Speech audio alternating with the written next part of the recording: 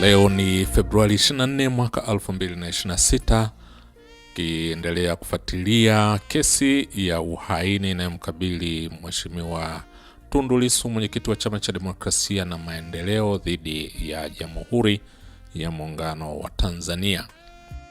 Majaji wanaingia na mshtakiwa pia ameingia. Karani anasoma shauri hapa. Anasimama Renatus Mkude, anasema yupo na ajuae Katuga, Thawabu, Cuthbert na Mbiringe. Anasema leo tumekuja kwa ajili ya kupokea ruling na sisi tuko tayari. Jaji Nduguru, mshtakiwa anasemaje? Mheshimiwa Lissu anasema na mimi niko tayari. Jaji anaanza kusoma hapa uamuzi. Uamuzi huu unatokana na pingamizi lilowekwa na pingamizi la mshtakiwa kutokana na taarifa ya kuongeza kwa ushahidi. Taarifa hiyo ililetwa tarehe 18 mwezi wa pili mwaka 2026 na upande wa mashtaka kwamba unatokana na pingamizi lilowasilishwa na mshtakiwa. Notice hiyo ililetwa kwa mujibu wa kifungu cha 308 cha CPA. Mshtakiwa alieleza mahakama kwamba kifungu hicho kinaelezea shahidi ambaye maelezo yake hayakusomwa wakati wa mwenendo kabidhi, na hivyo walichokileta upande wa mashtaka ni kuleta ushahidi mpya. Upande wa mashtaka walijibu notice hiyo halali kwa mujibu wa sheria na imekidhi matakwa ya kisheria na ipo kwa mujibu wa sheria. Huo ndio ulikuwa msingi wa hoja za pande zote mbili. Mahakama imeona hoja inayopaswa kuamuliwa ni je, notice hiyo ipo kwa mujibu wa sheria? Ili kurahisisha, mahakama imeona iriproduce notice hiyo inavyosema. Anasoma notice inavyosema kwamba ni notice ya kuongeza maelezo ya ziada ya shahidi husika ambaye ni Amini Mahamba. Hakuna mashaka kwamba upande wa mashtaka wanataka kuongeza ushahidi wa Amini Mahamba. Kwa vile Amini Mahamba ni shahidi na statement yake ilishasomwa wakati wa komito, notice inasema ushahidi unaotaka kuletwa ni wakati wa uchaguzi wa tarehe 29 mwezi wa 10 mwaka 2025. Anasoma kifungu cha 308 cha CPA kinavyosema.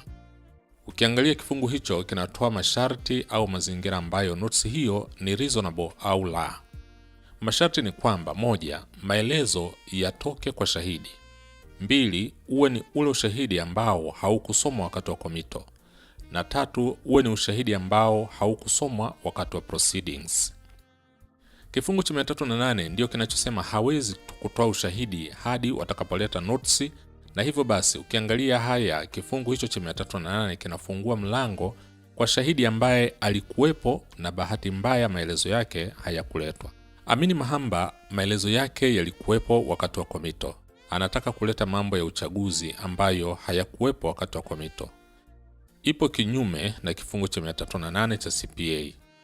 Hivyo basi kifungu cha 308 kinaweza kuruhusu notice hiyo. Tumeona kwamba kifungu hicho hakiruhusu kabisa. Shauri la Lemina Omari Abdul tumeona linahusiana na vielelezo vya wakati wa komito. Shauri hilo haliwezi kutibu chochote katika hoja iliyopo mbele yetu. Hiyo notice ya kuongezwa kwa ushahidi ambayo imelengwa na upande wa mashtaka haitambuliwi na kifungu cha 308 cha CPA. Kimsingi tunasema kwamba fundamentally haiko sahihi, na baada ya kusema hayo basi notice hiyo ni incompetent, na tiba pekee iliyopo ni kwamba notice hiyo lazima iwe struck out. Ni hayo tu. Anasimama Renatus Mkude, anasema baada ya kupokea ruling tunatafakari, tunaomba ahirisho ya lisali moja. Bado majaji wanashauriana pale juu. Anasimama Mheshimiwa Lissu anasema, mmesema kuwa mashahidi waletwe leo na mlisema tutasikiliza uamuzi wa pingamizi na tutasikiliza shauri leo. Sasa wanasema tuahirishe kusikiliza ili wakatafakari. Wanaenda kutafakari nini ili iweje? Huu uamuzi haukatiwi rufaa. Tusipoteze muda. Kila tunapopoteza muda anayeumia ni mimi. Sasa wao walipaswa kuleta mashahidi na wasipotezee muda kabisa. Tuendelee kusikiliza shauri hili. Majaji wanaandika kidogo. Anasimama Renatus Mkude anasema tumemsikia mshtakiwa. Tuna mambo mawili: 1, tumepokea ruling ya mahakama na tumeikubali. 2, jambo la pili ni kwamba tulimtaja shahidi ambaye lazima tuweze kumwandaa shahidi wetu. Jaji Nduguru anasimama, tulisema muwe na mashahidi wa kutosha. Tukiendelea kubishana tutapoteza muda. Turudi mahakamani saa 5 kamili. Mahakama imeahirishwa hadi saa 5 kamili. Malaika